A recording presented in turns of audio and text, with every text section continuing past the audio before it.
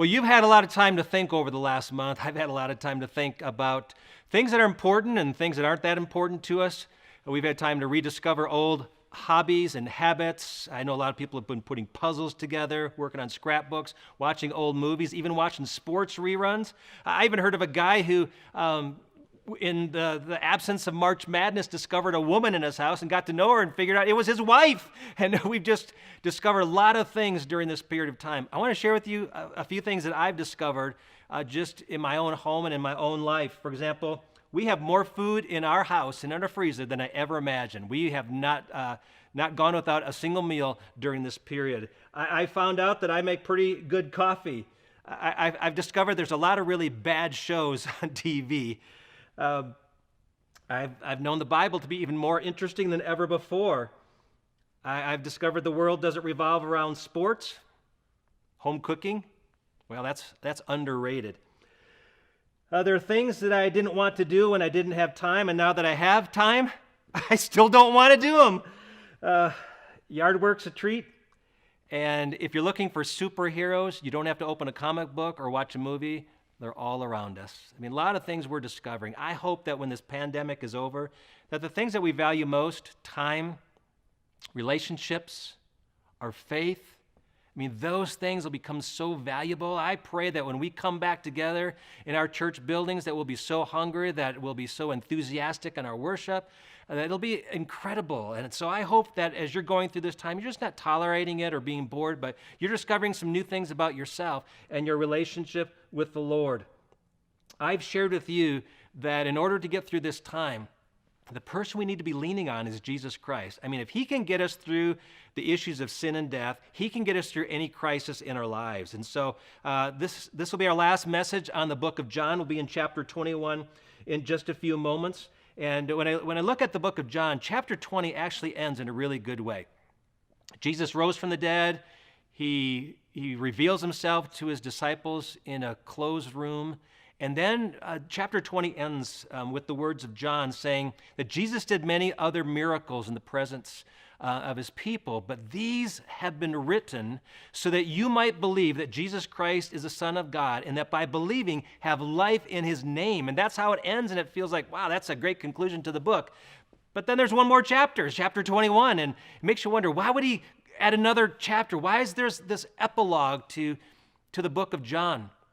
And I believe it's because primarily that John has a really good friend named Peter. They had been fishing buddies years before.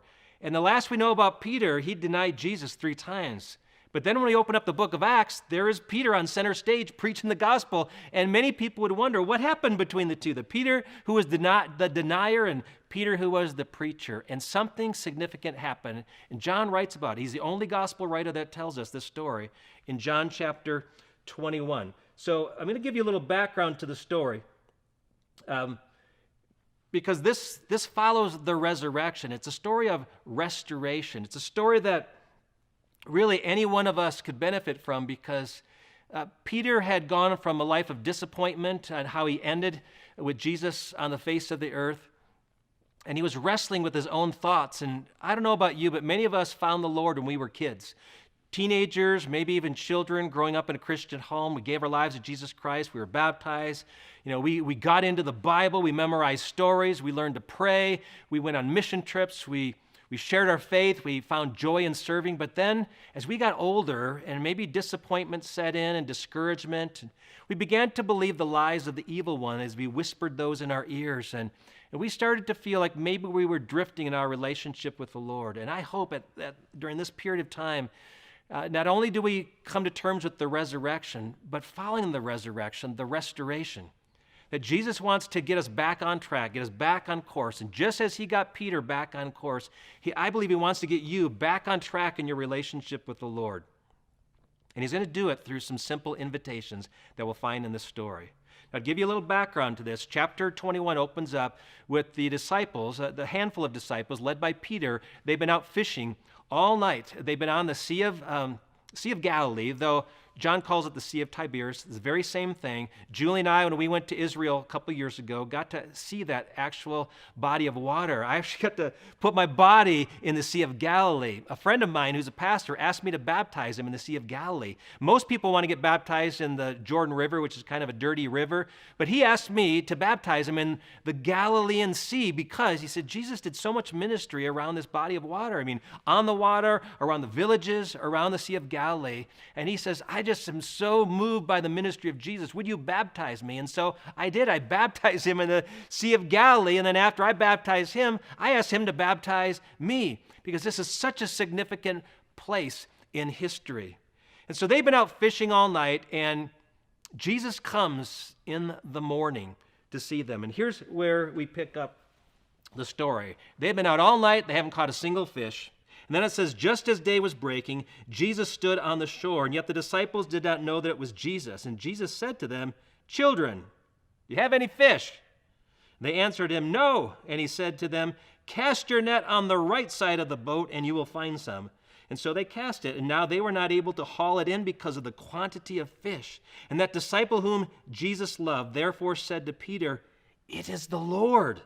And when Simon Peter heard that it was the Lord, he put on his outer garment, for he had been stripped for work, and threw himself into the sea. And the other disciples came in the boat, dragging the net full of fish, for they were not far from the land, about 100 yards off. See, the first invitation Jesus gives is an invitation to trust. He wants you to trust him. I love how Jesus actually calls them, not men. He says, children, have you caught any fish? Because they have a lot to learn. And one of the nice things about kids is kids are often humble enough to say they do need to learn. And so they've got something to learn. Now, Jesus tells them to take the net and throw it on the other side of the boat. Now, it doesn't really make any sense because they've been fishing all night. Surely they've tried all sides of the boat and different parts of the water, and they haven't caught a single fish. And here this guy comes along and just shouts out a command, hey, just drop your nets on the other side of the boat. 7 feet to the other side of the boat, all kinds of fish over there. Right. But what have they got to lose? So they take the net and they throw it on the other side of the boat, and all of a sudden fish start flocking in that, I don't know if fish flock, but fish kind of gather there into that net, and it's so many that they can't even hardly pull this net in. And at that moment, it's like this light bulb goes on in John's head. It doesn't say John, but again, he's the disciple whom Jesus loved. This light bulb goes off, and he goes, I think I know who this is. He goes, Peter, it's the Lord. See, they remember an incident much similar to this about 3 years prior. Jesus had come into their village on the Sea of Galilee, and there Peter was, and James and John, they're in their boats fishing, and they've been out all night. They haven't caught a thing. The reason they go out at night is because that's the time to catch fish so they can get them to market in the morning, but they haven't caught a single thing. And so Jesus comes out, asks if he can use their boat to preach to the crowd, and he does that a little bit, and then he tells them to set their boat out a little deeper in the water and to drop their nets. Now, again, these are professional fishermen. Jesus isn't the professional, but they are. And yet, because he's Lord, they lower their net in the water. And it says that when they began to pull their nets up, there were so many fish in there that they pulled it into their boat. The net started to rip apart, and the weight of the fish was so heavy it almost made their boat sink. And it says that Peter dropped to his knees and he said, Lord, I'm a sinful man. Depart from me. He recognized he was in the presence of divinity. But then Jesus said to him, this is found in the Gospel of Luke, chapter 5, verse 10, do not be afraid. From now on, you will be catching men. And at that moment, Peter and his cohorts, they left their fishing materials behind, and they followed Jesus. And they did that for 3 years. They walked with Jesus. They learned with Jesus. They did ministry much like Jesus was doing up until the time of his crucifixion, because when that happened, they began to scatter and they got afraid. And Peter, as you remember, denied Jesus 3 times. And so here they are on the sea, and Peter's been thinking all night. I think he's been thinking for a long time of if he could just have done it over, if he just would have stood up for Jesus instead of denying him. But he didn't. He failed him. So he's out on the water, and it's like Jesus replays this event all over again. It's like he's calling them a second time to follow him. And this time, instead of asking Jesus to get away, Peter says, I'm going for him. Peter puts this robe around him, or this garment, dives into the water, races as fast as he can through the water to get to Jesus. Because here's what he learned about Jesus over those 3 years. Jesus was holy. Jesus was good. He was perfect. But you didn't have to be afraid of Jesus. He didn't see Jesus on the shore with arms folded, with the glare on his face, with this look of, I told you so, or I've got a thing or two to talk to you about. He knew that Jesus had infinite love for him, and he was safe with Jesus. And so Peter returns to him. And here's an important lesson, that even though Peter in his past felt unworthy, and even now should feel almost less worthy because of him denying Jesus 3 times, he realizes that his acceptance with Jesus isn't based on worthiness. Neither is yours. We don't come to Jesus proving ourselves worthy of a relationship. You'll never be worthy. We're not worthy. We can't be worthy enough for a relationship with Jesus. The only requirement for a relationship with Jesus is faith. It's faith. It's taking God at his word. And that's what Peter was doing both times. When he heard Jesus say, throw the net over the edge of the boat into the water. And here Peter is. He's a proud fisherman. And yet he's humble enough to admit that this guy knows something I don't know. See, in humility, when we put our trust in Jesus, believing he knows better than we know, that's faith and that's trust. And he invites us on this journey of faith. And so in just a few weeks, Peter is going to stand up on the day of Pentecost. And remember, Jesus had told him he'd be a fisher of men. Well, on the day of Pentecost, he stands up, preaches this incredible message about Jesus and how he died for our sins and he rose from the dead and they need to repent and be baptized. And in a sense, with his invitation, he throws the net out. And 3,000 people get captured in that gospel net and come to know Jesus in a personal way. See, Jesus is now using him to fish for men. And you know what the big difference is when you fish for men instead of fishing for fish? When you fish for fish, you catch something that's alive and it dies. When you fish for men, you catch something that's dead and you bring him to life. Where is God in this season of this COVID-19 quarantine calling you to trust him like you used to trust him maybe years ago? Maybe there's some ways that God worked for you in the past, in a job, in a relationship, in finances, in your health. And God's telling you that he's still trustworthy, that he will still do for you what he's done before, that he can be trusted. I believe that during this time, Jesus is asking us, in a sense, to step out into deeper waters. Trust him. You get worried about the news you hear. You get worried about picking up an illness. You get worried about financial issues. And I think God's just calling us to, once again, trust him. Simply trust him. That's the first invitation he gives us. It says a little bit later that when they'd finished breakfast, Jesus said to Simon Peter, Simon, son of John, do you love me more than these? And he said to him, yes, Lord, you know that I love you. He said to him, feed my lambs. He said to him a second time, Simon, son of John, do you love me? And he said to him, yes, Lord, you know that I love you. He said to him, tend my sheep. And then he said to him a third time, Simon, son of John, do you love me? And now Peter was grieved because he'd said it to him a third time, do you love me? And he said to him, Lord, you know everything. You know that I love you. And Jesus said to him, feed my sheep. The second invitation Jesus gives to Peter and to you and to me is to love him. Jesus wants you to love him. It had just been a few days prior to this where Peter had denied Jesus. Now, he told Jesus that though everyone else might fall away, he wouldn't, that his faith was rock solid. He was not turning his back on Jesus. And yet Jesus said, Simon, I know you better than that. And before the rooster crows, you'll have denied me 3 times. And sure enough, before that night was over, Peter denied him. His intentions said one thing, his actions told another story. That's true with us. Sometimes we profess what we'd like to do, but our actions really tell the story of our faithfulness. And I don't know about you, but there's times I made promises to the Lord that I've not followed through on. And I failed him. And yet Jesus wants to restore Peter. Regret is beating upon him like a pounding hammer. But Jesus gives him a chance to publicly affirm his love. He publicly denied Jesus. He's going to get a chance to publicly affirm his love. Not just once, not just twice, but 3 times, to the point where Peter's actually annoyed by it. He's grieved that Jesus keeps asking, but Jesus is just making sure that Peter knows. Now, I know a lot of scholars have debated about the different words of love, because every time Jesus asks Peter if he loves him, he uses a Greek word agape, and twice when Peter responds, he responds with a different Greek word, phileo. And they're both Greek words for love, have a little bit of difference in nuance, but the bottom line is this, that Jesus is just telling Peter, do you really love me? Because if you do, here's what you need to do. Take care of my people. Feed my sheep.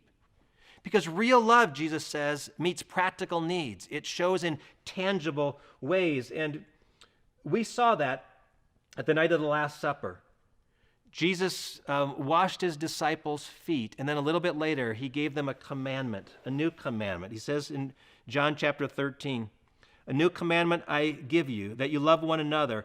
Just as I have loved you, you are also to love one another. By this all people will know that you are my disciples, if you have love for one another." And so Jesus showed his love for one another that night by washing his disciples' feet. And on this morning, on the Sea of Galilee, Jesus shows his love for his disciples again, but this time by cooking them a meal. I mean, when they get to the shore, there are hot coals, and there's bread, and there's fish, a fire going. Now, I've seen Jesus in a lot of different settings. I've never really thought of Jesus as a chef, but there he is. He's cooking a meal. Maybe he did that many times in his period with the disciples, but here we see Jesus taking fish and bread, 2 things he's very familiar with. He doesn't multiply them, but he cooks them, and the disciples sit down to a great meal. See, love finds a practical expression. You can say you love your spouse, but it's got to show in the way you act toward your spouse. And you may say you love your kids, or you may love your parents, but it's got to show in tangible ways. If it doesn't, it's just meaningless words. And I love the fact that during this pandemic period we're in, we've been able to see love get expressed in some really practical ways. For example, the very first week the news broke out that this was going to be a very crazy time, people rushed to the stores to gather cleaning supplies, toilet paper, meat, all kinds of things. The stores were just crazy, crazy busy.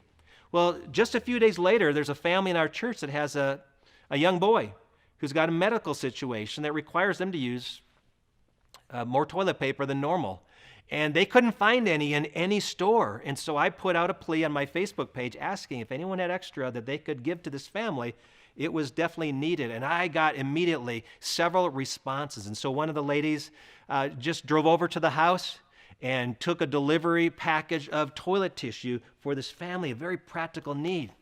It was in the middle of this that a lady in our church, a single mom, who actually had the virus. She couldn't leave her house, and her kids were infected with the virus. They couldn't leave either, but their daughter was celebrating her 18th birthday, and they had planned this trip for her to go to New York to see the Statue of Liberty. She wasn't going to get to see it. In fact, she wasn't going to get to have much of a party at all. And so the mom just put out a request saying, hey, if any of you could do something nice for our daughter, write a card, or maybe give a special gift, it would make her day very, very precious. And people showered her with cards and gifts and made it, in light of the circumstances, a very beautiful, memorable day. And then this past week, I received a message by a man in our church. He's a nurse at one of the local hospitals. He's been treating COVID patients. And he sent me a note saying he was getting very nervous because he learned of a 13-year-old child that had gotten the virus and died. And he's got 3 young children, each of them with special needs. And he was kind of terrified of going into his house after being at the hospital. And so he just put a plea out saying, do you know anyone who'd be willing to loan their camper or RV for an extended period of time till they get through these treatments? And I put a plea out there, and I didn't get any response until the next morning. I brought it to our staff's attention. One of our staff members said, you know, my husband and I think we can do that. And so that afternoon, they moved their RV up to this family's house, parked in their driveway, and this man has a place to live right outside of his home, so close to his family, but not in the house.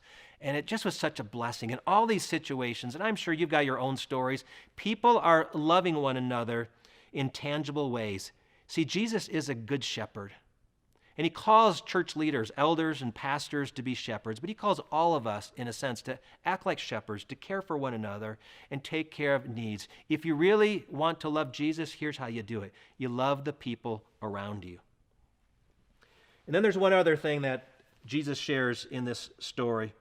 It says, "Truly, truly, I say to you, when you were young," he's speaking to Peter now, "you used to dress yourself and walk wherever you wanted, but when you are old, you'll stretch out your hands and another will dress you and carry you where you don't want to go." This he said to show by what kind of death he was to glorify God. And after saying this, he said to him, "Follow me." Peter turned and saw the disciple whom Jesus loved following them, the one who had also leaned back against him during the supper and had said, "Lord, who is it that is going to betray you?" And when Peter saw him, he said to Jesus, "Lord, what about this man?" And Jesus said to him, "If it is my will that he remain until I come, what is that to you? Follow me." Twice Jesus said to Peter, "Follow me." And that's his third invitation to you and to me. Jesus wants you to follow him. See, Jesus' invitation is simple. I mean, it's just really simple. Follow me. Couldn't get any simpler than that. It's not complicated. It doesn't tell us to memorize scripture. It doesn't tell us to jump through a lot of hoops. It doesn't tell us to accomplish a lot of things. He just simply says, I want to be in a relationship with you where you trust me enough to follow me. Now, I say it's simple, but I don't say it's easy.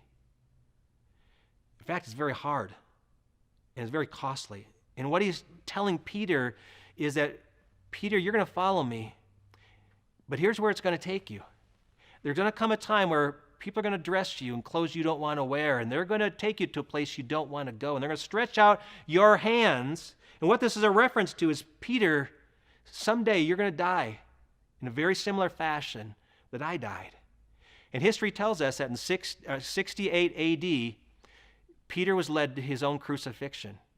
But when Peter was crucified, Peter felt unworthy to be crucified like Jesus, and he requested to be crucified upside down. Cost him dearly, painfully. And I'm just telling you, if you're going to follow Jesus, it will cost you, and it could be painful. You might lose friends, you might lose family, you might lose a job. It might cost you health. It may cost you finances. I mean, it will cost you. It can take a toll on you. I'm telling you, it's simple, but it's not easy. Because what Jesus is asking us to do is to follow him, and he takes us to some very hard places at times. I love the fact that Jesus simply says, "Follow me." Because he doesn't want us to be looking at other people. Peter looked at this other disciple whom Jesus loved. Again, that's John. And Peter's saying, what about this guy? What do you want him to do? And what's your plan for him? And Jesus basically says, none of your business. It doesn't matter what I have for him.